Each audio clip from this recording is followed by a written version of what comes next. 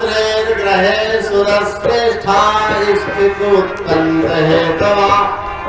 अत्रि मुनि का आख्यान चल रहा था कि अत्रि मुनि के यहाँ ये त्रैलोक्य का जो सृजन करने वाले हैं, पालन करने वाले हैं, लय करने वाले हैं, कैसे संतान के रूप में आए।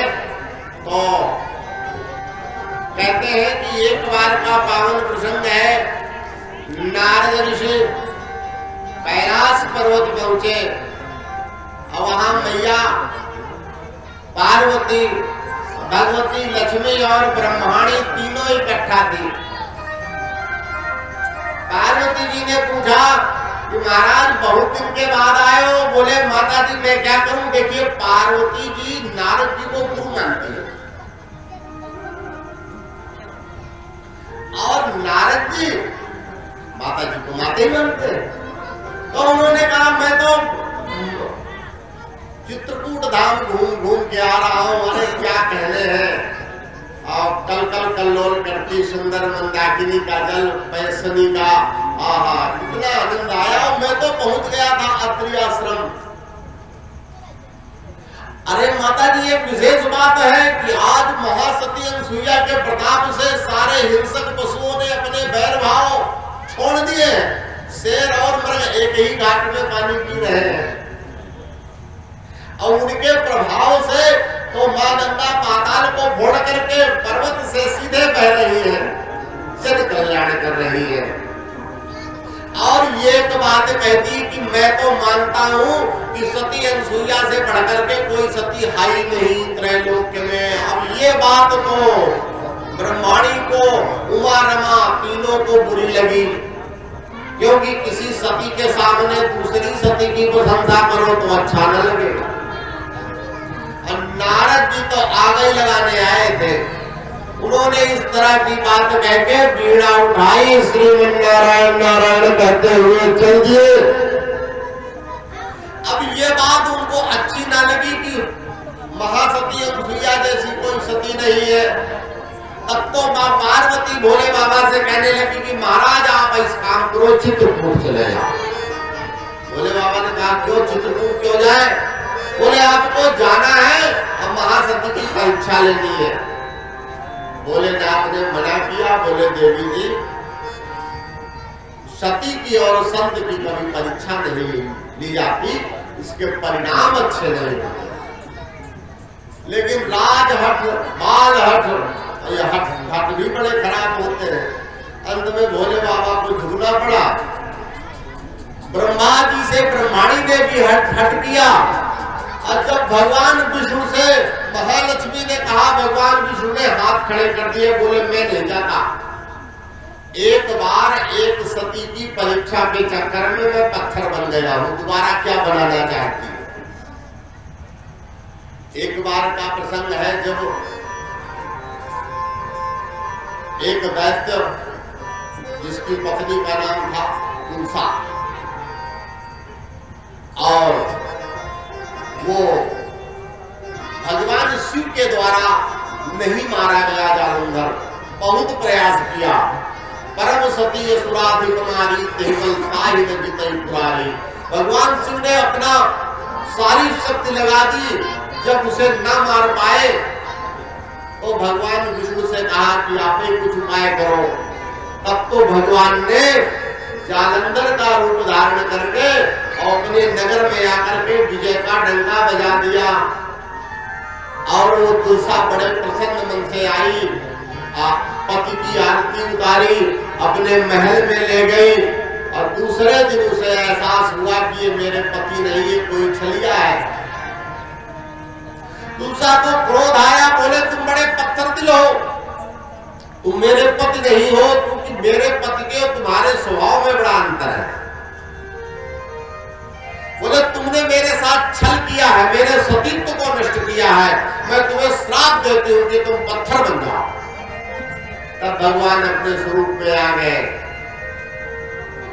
बोले मैं पत्थर तो बन जाऊंगा, तुमने श्राप दे ही दिया है, लेकिन मैंने तुमको पत्नी बनाया है तो सदैव मैं तुम्हें पत्नी ही मानूंगा, पत्नी जैसा ही तुम्हारे साथ व्यवहार होगा।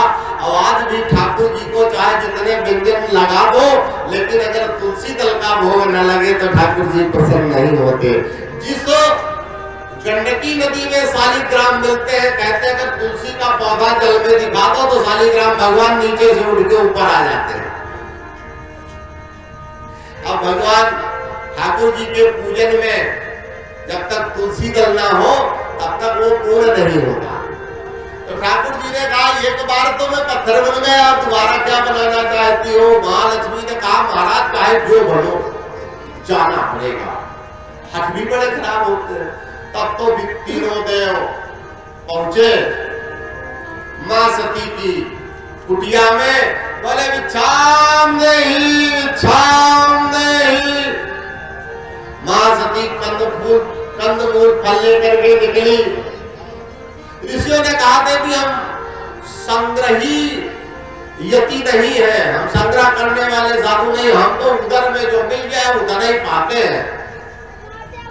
अब बोले हमारा एक व्रत चल रहा है, उस व्रत की सीमा में अगर आप भोजन कराएंगी तो हम भोजन करेंगे।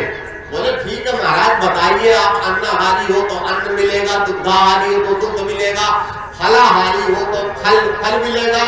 बोले इससे मतलब नहीं है, आप भोजन करने की स्थिति है तो कहते हैं होकर विवस्त्र तुम भोजन बनाओ आज, अपने ही हाथों से हमको खिलाओ आज, नहीं तो साफ करो इनकार, हम देखें कोई और द्वार। अब ये बात जब महासती ने सुनी और सोचने लगी ये भाषा तो साधुओं वाली नहीं है। फिर अपने अंतःचक्षु खोल करके देखे तो बोले ये तो त्रिलोक के स्वामी है, सृष्टि के पालनहार है, सृष्टि के सर्जनहार है, सृष्टि के संहार करता तीनों है। सोचने लगी अतिथि का तिरस्कार भी उचित नहीं है, और अगर मैं इनके अनुसार भोजन कराती हूं तो मेरा पतिव्रत धर्म नष्ट होगा।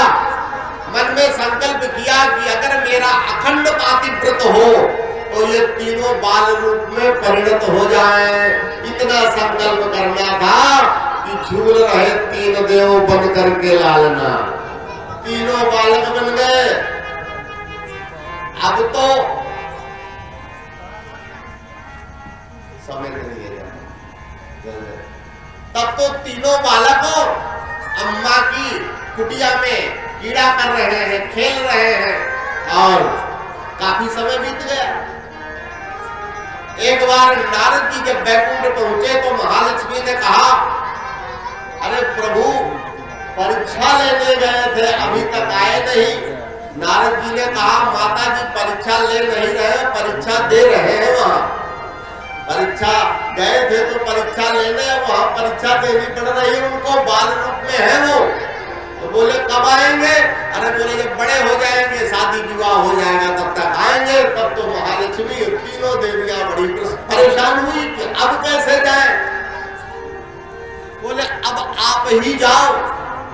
तब तो तीनों देवियां चित्रकूट धाम पहुंची और वो भी कुटिया में उन्होंने आवाज लगाई भिक्षाम देहि। देवी की कंदमूल फल लेकर के निकली और जब देखा कि सुंदर रेशमी साड़ी पहने हैं, बड़े बड़े सुंदर अमूल्य आभूषण पहने हैं, कहने लगी देवी जी हमारी हंसी उड़ाने क्यों आई हो? अरे आपका भिक्षा मांगने वाला वेश थोड़ी है, और अगर कर्म के अनुरूप वेश ना हो तो भेद तो खुल जाए। अरे कोई भिखारी है, अब 25 लाख की गाड़ी में बैठ के जाएगा तो कोई भिक्षा देगा उसे? तो अब वो तो सुंदर हीरा का और सुंदर स्वर्ण के आभूषण पहने हुए हैं। तो उन्होंने कहा देवी जी, अब वो बेचारी वापस आ गई, सोच रही है कि सही बात है, हमें अगर भिक्षा मांगनी है तो भिक्षा के अनुरूप वेश होना चाहिए। तब तक देखा कि तीनों बालक धूल में खेल रहे हैं। बोली ऐसा करो, अपने अपने लो, चलो भिक्षा मांगने का चक्कर छोड़ो। अब जैसे उनके पास पहुंची तो सोचने लगी कहीं गड़बड़ न हो जाए, हमने तुम्हारे वाले को उठा लिया, तुमने हमारे वाले को उठा लिया, तो कहीं इनकी परीक्षा दिलाने के चक्कर में हमारी ही परीक्षा न हो जाए। और जब देखा बालकों ने कि ये तीनों महिलाएं हमारे करीब आ रही, वो तो जानते ही थे, तो देख दूर भागे ब्रह्म बालक कुटी की ओर, उमा रमा ब्रह्मानी जब तीनों दिखाई, आनंद छुपावे अनुसुईया के अचल माही, रोए चिल्लावे बचाओ हमें माई। रोने लगे, कहने मैया ये तीन महिलाएं तो हमें पकड़ने आई है, बचाओ। माँ ने अपने अंकल से ढक लिया। अब बच्चा जब अपनी माँ के पास आ जाए तो शेर भी सामने खड़ा हो तो उसे नहीं डरता, वो तो जानता है कि माँ सुप्रीम पावर है। तब तक तीनों देवियां आ गई बिछुड़ी बन करके, कहने लगी भिक्षाम देहि। बोले हाँ, आपको भिखारी भी अपनी मन पसंद भिक्षा लेते हैं, आप भी बता दो क्या चाहिए आपको। कहने लगी माता जी अपने पुत्र भिक्षा में दे दो। अनसुईया जी कहने लगी देवी, हर कर्म की अपनी सीमा होती है। अब भिक्षा में किसी से उसका पति मांग लो, पुत्र मांग लो, अरे भिक्षुक को भिक्षा की तरह भिक्षा मांगनी चाहिए। कहने लगी माता जी ये हमारे पति ही है। अनसुईया जी हंसने लगी, बोली कुछ तो शर्म करो, अभी तो मेरे बच्चे बकैया बकैया चलते हैं, अब तुम इतनी बड़ी है, तुम्हारे पति कैसे हो सकते हैं। माता अनसुईया तो सारा रहस्य समझ गई। अब वो सोचने लगी कि हम तो इनकी परीक्षा दिलवाने के लिए भेजा, कहीं हमारी ही परीक्षा हो रही है। मां सती सारा समझ गई। उन्होंने भगवान से प्रार्थना की कि प्रभु अब आप भी अपने स्वरूप में आ जाओ, ये आपकी तीनों शक्तियां यहाँ आई हैं। तब तो ब्रह्मा विष्णु महेश तीनों अपने स्वरूप में आ गए। बोले त्रिदेव भगवान की। भगवान ने कहा महासती, हम तीनों को जो सुख वैकुंठ में, कैलाश में और ब्रह्मलोक में नहीं मिलता, वो सुख आपके यहाँ हमें मिला। क्योंकि हमारा तो माता पिता कोई है नहीं, वात्सल्य सुख बिना माता पिता के मिलता नहीं। तो बोले आपके यहाँ हम बड़े प्रसन्न चित्त रहे, आपकी जो कामना हो मांग लो। महासती ने कहा महाराज आपके आने के पहले मेरे मन में कोई कामना नहीं थी, क्योंकि हमने अपनी समस्त कामनाओं का तिरोधान कर दिया है, लेकिन आपने आकर के कामनाएं जगा दी है। आज तक आप हमारी कुटिया में खेलते थे तीनों, तो हमारी कुटिया फूलों से महकती थी। आज जब चले जाओगे तो कुटिया सूनी हो जाएगी। इसलिए अगर वर देना चाहते हो तो आप तीनों हमारे पुत्र बन करके आइए। अब भगवान ने कहा था तो उनकी कामना भी पूर्ण की। कहा हम तीनों पुत्र बन करके आएंगे। तो ब्रह्मा के अंश से चंद्रमा, भगवान शिव के अंश से दुर्वासा और भगवान विष्णु के अंश से दत्तात्रेय भगवान का जन्म हुआ। और ये तीनों महान हुए। दुर्वासा ऋषि का नाम तो सभी जानते हैं। आजकल कोई ज्यादा क्रोध करने लगे तो कहेंगे भैया वो दुर्वासा है, उनके पास मत जाना, कहते हैं ना। और चंद्रमा भी दत्तात्रेय भगवान की आज भी साउथ में बड़ी बड़ी पूजा होती है, उन्हें गुरु दत्तात्रेय कहते हैं। और जिस पिता की संतानें लायक हो, मान लो उसकी तपस्या सफल हो गई। यह पीड़येत सुचरितै पितरं सपुत्रो, यद भर्तुरेव हितमिच्छति तत्कलत्रं, तन्मित्रमापदि सुखेज समग्रियं यत् एतत्त्रयं पुण्यकृतो लभन्ते। कहते हैं जिसके सुंदर चरित्र से पिता प्रसन्न हो, यह पीड़येत सुचरितै पितरं सपुत्रो, वही पुत्र कहलाने का अधिकारी है। जिसके सुंदर चरित्र समाज भी अपनी जिह्वा पर लाए, वही पुत्र कहलाने का अधिकारी है। या पीड़येत सुचरितै पितरं सपुत्रो, यद भर्तुरेव हितमिच्छति तत्कलत्रं। और जो मन से, वाणी से, कर्म से अपने पति का कल्याण चाहे वही पत्नी है। और जो सुख और दुख दोनों में समान रहे वही मित्र है। लेकिन ये तीनों बड़े भाग्यवानों को मिलते हैं, और जिसे तीनों मिले हो उसे भगवान का धन्यवाद देना चाहिए कि प्रभु आपकी बड़ी कृपा है। क्योंकि जो पुण्यवान होते हैं, जो भाग्यवान हम होते हैं, उन्हें ही ये तीनों प्राप्त होते हैं। जय जय श्री राधे। आज की कथा यात्रा यहीं से विराम करते हैं। कल कथा यात्रा में परम मंगल में सती चरित्र, भरत चरित्र और